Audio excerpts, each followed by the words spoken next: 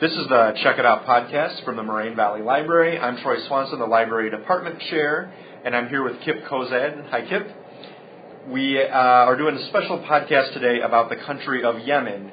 We thought this would be important. Kipp's a local expert on Yemen and has spent time there, and in the last 2 weeks, the government of Yemen has really been turned upside down, and this is a country that many Americans may not know much about, but it's increasingly important when we think about the stability of the Middle East and the global war on terror. I should say that today is February 9th, 2015, and it seems like every day the situation changes, so this might be a good context for some news searching after this if you want to keep up with what's going on. So let's start, Kipp, maybe you could tell us about your background and your connections to Yemen, and then we can go from there. Well, first, thanks a lot for having me today, Troy. I think this is a very important topic and how it relates to not only U.S. policy, but what's going on in the Middle East. I was a Peace Corps volunteer in Yemen from 1988 to 1990. What's probably perhaps interesting about that is I came from a pretty homogenous place outside of Kansas City, and it was the first time I spent any time out overseas. And so it was my first experience. And our group in the Peace Corps, we were amongst the first to go out into kind of the hinterland, out into the remote villages. And I taught English in an area in Yemen, not too far from the city of Ib, area called Adan, where I taught English as a second language for 2 years. And when I came back, I was a teacher in Kansas City for a while, and I also began working on my master's degree in history. And so the focus of my master's degree in history was Middle Eastern studies, and I focused on Yemeni migration. I always thought that it was very interesting that the Yemeni people, though they have traveled all over the world in various capacities, they also have kind of this intrinsic, especially in the center part of the country, this kind of remoteness and this inclusiveness. And wherever they go around the world, they tend to maintain kind of these two entities, this idea of moving globally throughout the world, but also maintaining their distinct identity wherever they go. And so my master's thesis really kind of brings in this dialectic of Yemen. For those of us that, like myself perhaps, that are challenged geographically with Middle East geography, of course we can look on Google and just see where it's located, but maybe you could just describe, if you had to, where Yemen is in the scheme of the Middle East. Sure. Yemen has a very strategic location historically, and if you look at it over time, it always seems to be both at the epicenter of a lot of things that are happening, and also kind of on the fringe of everything happening based on where it's at. It's located along the Indian Ocean. It also borders the Red Sea. It is just south of Saudi Arabia, so there is a lot of political dynamics with Saudi Arabia, both modern and ancient, because Saudi Arabia obviously is the center of the Islamic world, with Mecca and Medina there. It's obviously across the Red Sea from Africa. It also, because of the Indian Ocean, has ties to India and then further afield. And so, in ancient times, it served as kind of a locus of trade. And in modern times, the British set up a colony in South Yemen and used it as a coaling station from the Suez Canal out into their crown jewel in India. So because of that, it was very strategic. For the United States, obviously, they actually used the port of Aden as a station. As you're probably well aware, the USS Cole was hit prior to the 9/11 attacks, and it was there basically because of its strategic location. Because keep in mind, on the other side of the Arabian Peninsula is the Persian Gulf, which obviously is significant for oil. And so, Yemen is pretty much at the center of a lot of things that are going on in the world. So, in the last few weeks, we've seen major turmoil, and I've seen it pop up in the news, which it caught my eye, but I'm sure that someone who is really studying Yemen and aware of the situation of Yemen, this didn't maybe just come out of nowhere. So maybe you could give us maybe a lead up. What's been going on in Yemen the last couple of years, perhaps, and then take us to what happened, and then what are our concerns? Sure. Yeah. I mean, there's a lot of moving parts in Yemen. It's very complex. If anybody who studies Yemen, it's not something that you can just kind of pick up in a couple minutes because of the dynamic of the situation. But recently, a group in the north known as the Houthis, who rose up basically in 2004 and began to attack government elements. The government also pushed back. Really, it's kind of difficult, but to understand the Houthis, you also have to understand that Yemen was ruled by a strong man. His name was Ali Abdullah Saleh for 22 years. And Ali Abdullah Saleh's intention as president was to pass on the leadership to his son, which most Yemenis were very much against. The Houthis reside, this rebel group resides in the very north of the country. Yemen is divided basically between two major factions of Islam. In the north, you have the Shia group known as the Zaydis, and they reside. They're about 30% of the population of all of Yemen. And then the other group are the Sunni group known as the Shafi'ite, and they make up the majority of Yemen. And so Ali Abdullah Saleh, interestingly enough, was a Zaydi. He was a Shia, the minority group that's in Yemen. But he was able to rule by basically making sure that all the groups within Yemen were either paid off or that they had some kind of role in the government. And he ensured that. He was very, very adept at doing that.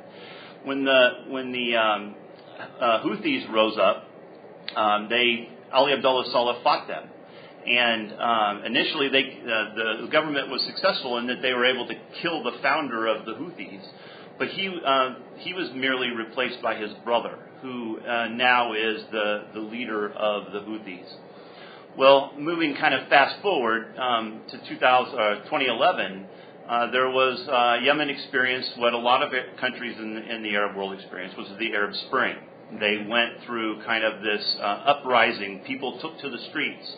Largely because Ali Abdullah Saleh wasn't meeting a lot of their demands. And Yemen by that time economically was in very, very dire straits. And so the people were able through bounding together to unseat the president. What is interesting about that is that in a lot of cases in the Middle East, if the president goes, he usually is either kicked out of the country or he's thrown into prison or something really bad happens. Ali Abdullah Saleh was able to receive immunity, and he continued to play a role in the politics that were going on. Ali Abdullah Saleh was replaced by Abdul Mansour Hadi is his name, and Hadi was from the south originally, and he did not have the support that Ali Abdullah Saleh did, nor did he have the adeptness that Ali Abdullah Saleh had. And so what happened was Ali Abdullah Saleh ultimately had designs to take over the government again, either that or pass it along to his son. And so he did something rather unusual. He began to support the Houthis in the north. Remember that both Ali Abdullah Saleh and the Houthi are Zaydis. And so, he did this below the table. In fact, there's not a whole lot of, everybody knows that this is going on, but it's not something that's very visible. And so his intention was to create so much instability in Yemen that ultimately the people would ask him to step in and kind of come back to power. Right? Save the day. Save the day. Yeah. And so the Houthis, they ran on, their emphasis was on several concepts that are very popular in Yemen. For one, they were anti-corruption. One of the big problems in Yemen, as in a lot of countries in the Middle East, is this idea that the government rules through corrupt measures. And so the Houthis were saying, we will end corruption in Yemen if we come to power. Secondly, the Houthis are anti-American.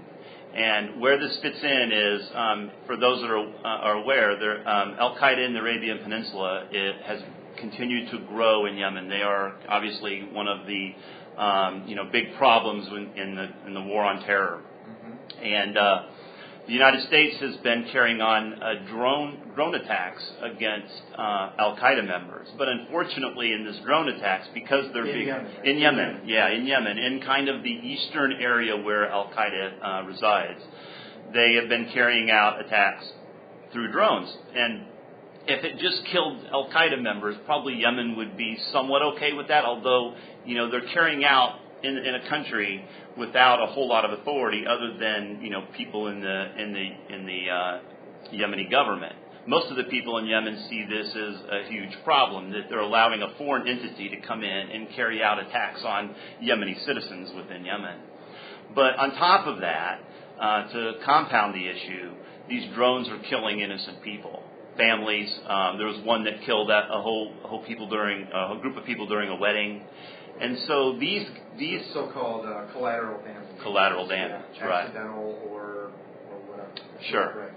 And so because of this, the Yemenis see American interests not residing in the trying to help the Yemeni people, but in American self-interest to destroy al-Qaida, and in the process killing some innocent people. Obviously, they're killing a lot of bad guys using drone attacks, but it's also killing innocent Yemeni civilians. So this policy is really not helping American interest in Yemen, and it's complicating it. And this was another problem that Ali Abdullah Saleh had when he was in power, is that he was double dealing. He knew that American aid was contingent on the ability for the United States to carry out these drone attacks. So Ali Abdullah Saleh would allow the drone attacks to occur, but on the other hand, he was making sure that al-Qaida continued to stay there, because as long as al-Qaida was there, the aid would keep flowing. And so he was double dealing, wow. And the people were aware of this, right? Getting back to kind of the corruption measures. And the Houthis struck a chord with this because they're anti-American, and they're against these drone attacks. But what makes this even more complicated, we talk about all these moving parts, is the Houthis are staunchly anti-al-Qaeda in the Arabian Peninsula. They are fighting this war for the hearts and minds of Yemen. And they're two completely different entities, both being anti-American, obviously, but uniquely Yemen in its context. Wow. Oh, okay, so, the complexity is... I feel like I almost need a scorecard to keep track of everybody. So could you then bring us up to the recent events that actually helped cause this podcast to come about and these key news going on? Sure. So when Ali Abdullah Saleh was forced to resign, as I said, Hadi took over as president. He did not have the support, as I mentioned, of the general population that Ali Abdullah Saleh was able to garner.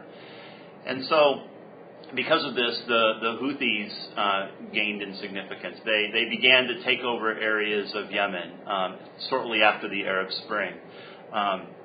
There were some outside parties that helped negotiate kind of this peace with Ali Abdullah Saleh leaving, with the new president, and then they had this idea that they would form kind of this confederacy in Yemen, where many different provinces in Yemen would kind of have their own entity, their own identity, but they would be kind of sharing power in general together.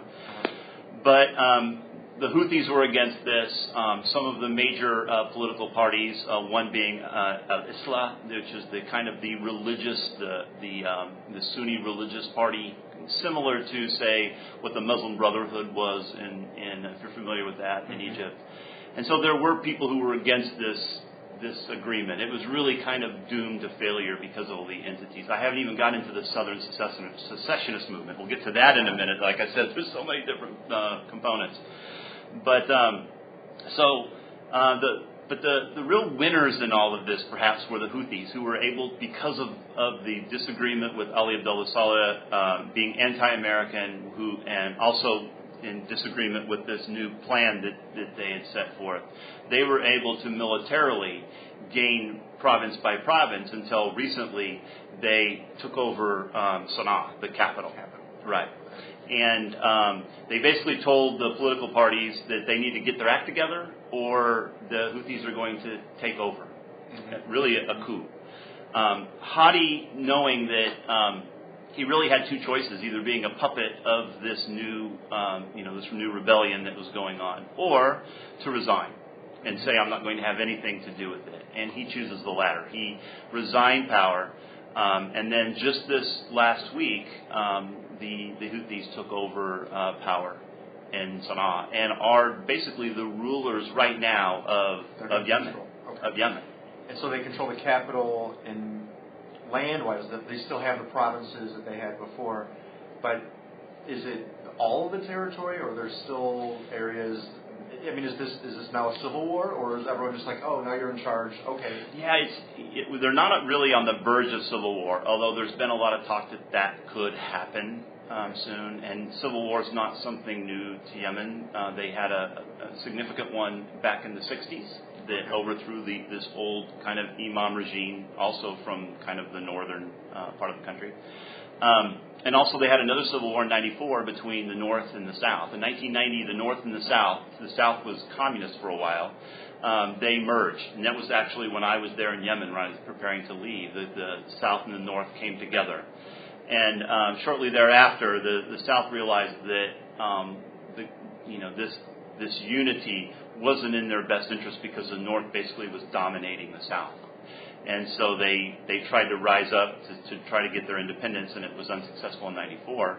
And there's some discussion about, because of the way that the government is weakened in Yemen, that now's the time to split apart again. And so there's this fear that with the Houthis in power, they being this Shia movement in the north, and the southern part who don't really have any affiliation with them at all, and not really excited about this group being in power, that now, because the government's weakened, that now's the time to split apart. So there's some discussion about that going on as well.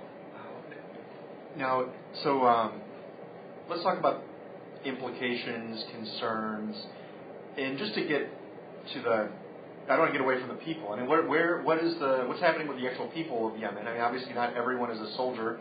I'm sure there's regular folks that are watching, and so what's happening with the people on the ground? Yeah, and there's especially if you move south of the capital, in kind of the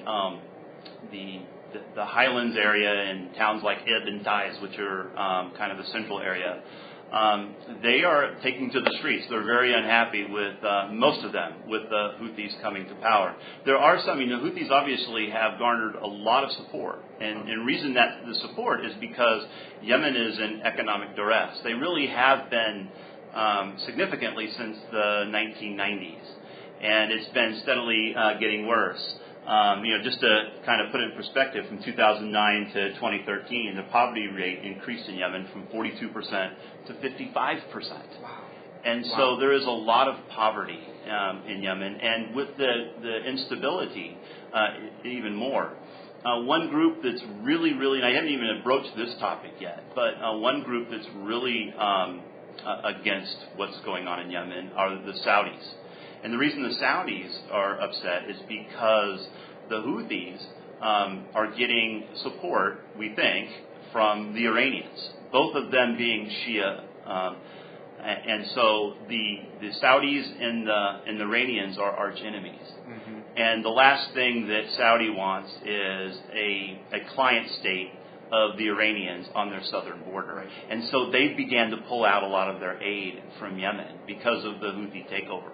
And, historically, the Saudis have provided a lot. There's really a love-hate relationship between Yemen and Saudi Arabia. A lot of Yemenis over the years go up to the oil fields and work, and then they make money that they send back to Yemen. In the 1990s, when the Yemenis supported Saddam Hussein, didn't really support Saddam Hussein's invasion of Kuwait, but they, in essence, they did, because they were, strong supporters of Iraq, because Iraq had given them a lot of aid. The Saudis said, well, you do that. They expelled somewhere around 800,000 Yemenis who were working in the oil fields, in and around the oil fields in Saudi Arabia, which decimated the economy. That was really the beginning of the economic duress in Yemen, and it continually got worse. So in terms, and you mentioned this, the fear of this battle between Iran and Saudi Arabia, but if Yemen continues as a failed state, like if things get worse, then does this ripple in other places or other ways across the Middle East? Well, I think that the big issue is al-Qaida in the Arabian Peninsula as far as the United States is concerned, because whenever, if you have a failed state and the economy is getting bad, a lot of times people look for support from whoever that would provide them support. And, al-Qaida in the Arabian Peninsula are out in kind of the eastern hinterland of Yemen. And, the last thing anybody wants, even in Yemen, is for al-Qaida to gain strength in Yemen. That would pose all kinds of problems. Right. And so, that's the big problem. I mean, from my perspective, drones aren't going to solve the issue of defeating al-Qaida in the Arabian Peninsula. Only kind of returning Yemen to the way it was, say, in the 80s, when a lot of countries were providing economic aid, that there is some form of government stability that is providing, more for the people, and that states like Saudi Arabia and other Gulf countries allow the Yemenis to work in their countries and send money home that bolsters the economy in other ways. I mean, Yemen is mostly an agricultural country. They have very little industry to speak of. And so, outside of feeding themselves agriculturally, they also depend on their citizens going abroad, making money that they can send back as remittances. And I know, to make this very local, we have Yemeni students on campus, correct? We do. We have several dozen. I've heard roughly around 40. I'm not really sure of the exact number. And some are international students. Some families live here locally. Okay. And so then this would have, the changes in Yemen, I'm sure they feel with family members still at home, financially, and I don't know if you're in contact with any of those students or not. I do. I have strong contact with the Yemeni community here, and they are, especially the international students, they are going through a very, very difficult time. The economy, because of, for example, Saudi Arabia denying aid, that the Houthis obviously coming in don't really know yet how to run a government, and so the economy is literally grounded to a halt. And so, students who are looking for tuition from home, and tuition, by Yemeni standards, exceedingly expensive here in the United States, it's drying up. And so they're trying to figure out how they can stay in the United States. If they can't get the tuition that they need to continue to go to school here, then they're going to have to return home. And that means returning to all the chaos that's going on right now in Yemen. Yeah, very serious. Okay, well, I want to thank you. I don't know if there's any final thoughts you wanted to share. I think that this is enlightening for me because I know Yemen and I've seen it in the news, but it's a country that I think is easily overlooked by the United States, which may be part of its challenge. So I think this was a good conversation. Yeah, I guess the parting thing is that, having spent 2 years in Yemen and getting to know the people in Yemen, even if you come across the Yemenis that go to school here, they are exceedingly genuine people, very gracious, will give you anything that they have. This is the nature and the quality of the Yemenis. But there's also a quality of Yemenis that I think a lot of pundits overlook, and that's their ability to mediate. They have this long history of mediation. And so if this would have happened in a lot of other Arab countries, you would see full-blown civil war, like you're seeing in Syria. Mm-hmm. I talk about the Sunnis and the Shias in Yemen, but they are bound in ways unlike other Arab countries. So you're not seeing, even though that there is this identity, and we hope that it doesn't splinter in something that hasn't happened in the past. But the Sunnis and the Shias are largely very similar, other than kind of these specific components of Islam. But these people have been able to live harmoniously for the most part in Yemen for centuries, if not for millennia. And they have this great ability to kind of come together and resolve disputes, whether they be tribal disputes, whether they be government disputes. And so my hope is that the Yemenis, using kind of this quality and this unique character that exists in Yemen, can kind of find a way out of the troubles that they're in. I think, I'm hopeful that will happen. Right now, it looks so bleak, but I do know the Yemeni character, and I believe that ultimately that's what's going to happen. Great. Well, let's hope that's a good end on a note of hope. So thank you for your time, and thank you to our listeners. Thank you for having me, Troy.